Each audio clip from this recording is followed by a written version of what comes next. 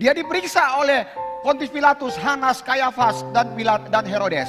He was checked by 4 different people. Dan itu membuktikan Yesus tidak pernah bersalah.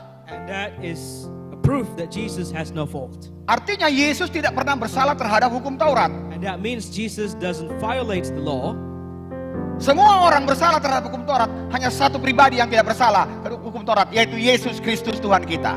Everyone violates the law, but Jesus never violates the law. Sehingga dia adalah anak domba yang tidak bercela, layak dikorbankan untuk menanggung segala dosa dan kutuk saudara. And that makes him to be worthy as a sacrifice for all of us. Dan setelah dia diperiksa tidak ada salah, orang Yahudi mau tetap harus dia dikorbankan. Again, when he has no fault, the people of Israel still want him to be put on death. Pilatus mengangkat tangan, Pilatus katakan dia tidak bersalah, tetapi karena kamu yang suruh, ya maka Pilatus mengeluarkan surat keputusan untuk menghukum mati Yesus. Again, Pilate sees no wrong with Jesus, but since people urging Pilate to put Jesus on death, then Pilate has nothing to do. Seperti apa surat keputusan itu? Let's see the decision of Pilate. Alkitab berkata di dalam Yohanes pasal 19 ayat 14. Demikian firman Tuhan, hari itu ialah hari persiapan Paskah. Kira-kira jam 12. Kata Pilatus kepada orang-orang Yahudi itu, inilah rajamu. Saudara, inilah surat keputusan. Pilatus angkat tangan dan menyerahkan Yesus kepada orang Yahudi. Now it was the preparation of the Passover, about the 6th hour, and he said to the Jews, behold your king. Again, this is the time when Pilate's got nothing to do. He doesn't know what to do. So he just says, this is your king. Pada hari itu kira-kira jam 12, katakan jam 12.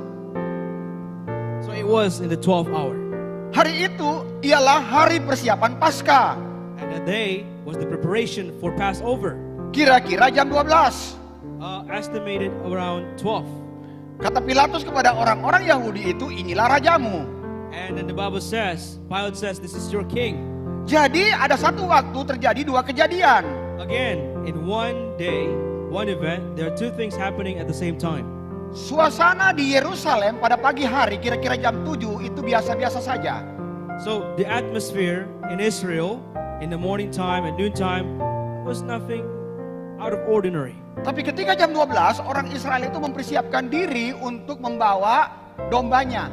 But in the same day, the people of Israel, they were preparing to bring their own sacrifice, their own lamb. Untuk dibawa di bait suci. Needs to be bring forth in the temple. Itulah yang disebut dengan bait suci yang kedua pada saat itu. And that was the second temple. Nah, sementara orang Yahudi mempersiapkan dombanya yang akan disembeli, domba yang tidak bercacat disembeli di bait suci. Kemudian pada jam 12 Bapa di sorga juga membawa anaknya. So at the same time we have seen this. The people of Israel bring their sacrifice to the priest, and the lamb was being cut and sacrificed to the Lord. And the father at the same time bring his son as a sacrifice. Orang Yahudi sementara merayakan Paskah, tapi dia tidak berpikir bahwa Bapa sementara melakukan pekerjaan besar untuk menyelamatkan mereka semua. So the Jews did not acknowledge that the Father is trying to do salvation, a great salvation from them. Jadi jam 12 pada saat itu kita tahu bersama bahwa Bapa membawa anaknya ke Bukit Golgota, keluar Yerusalem tua, pergi ke Golgota. So about around 12 hour, the Father bring his son to Golgotha just to be sacrificed. Dan orang Yahudi juga menenteng anak dombanya yang 1 tahun itu pergi ke bait suci. But at the same time, the people in the time, they bring their own lamb to sacrifice. Jadi Bapa di sorga membawa anaknya, yaitu anak domba Allah, ke Bukit Golgota. The Father bring his son to Golgotha. Orang Israel membawa anak dombanya itu pergi di bait suci. The people of Israel bring their own sacrifice to the temple. Ini berbicara tentang ada satu waktu terjadi 2 kejadian. We're talking about here 2 events happening in the same day.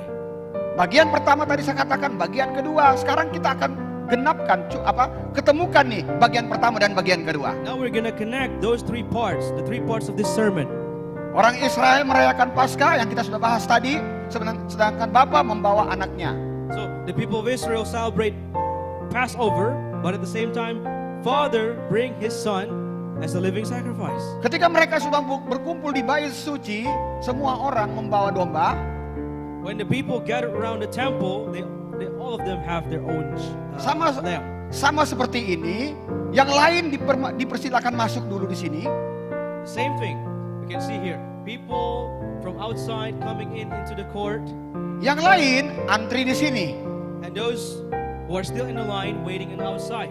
Ketika mereka semua sudah selesai masuk ya, kemudian pada jam 3 sore, Again, at the third hour, imam membunyikan trompet, the priest sounded a trumpet.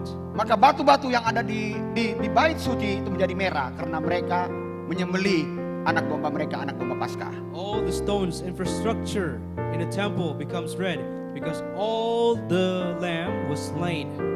Sementara mereka menyembelih anak domba Paskah, Bapa di surga juga pada saat jam 3 itu menyalibkan anaknya. When they slain the lamb, the Father in heaven slain his son as a sacrifice. Apa yang dilakukan oleh Bapa mereka tidak tahu. What they're doing doesn't know. They don't know what the Father is doing. Tapi Bapa sementara melakukan pekerjaan yang besar buat kita semua. But the Father is doing a great works for all of us here. Jadi dalam satu waktu terjadi dua kejadian. Again, in the same day, there are two events.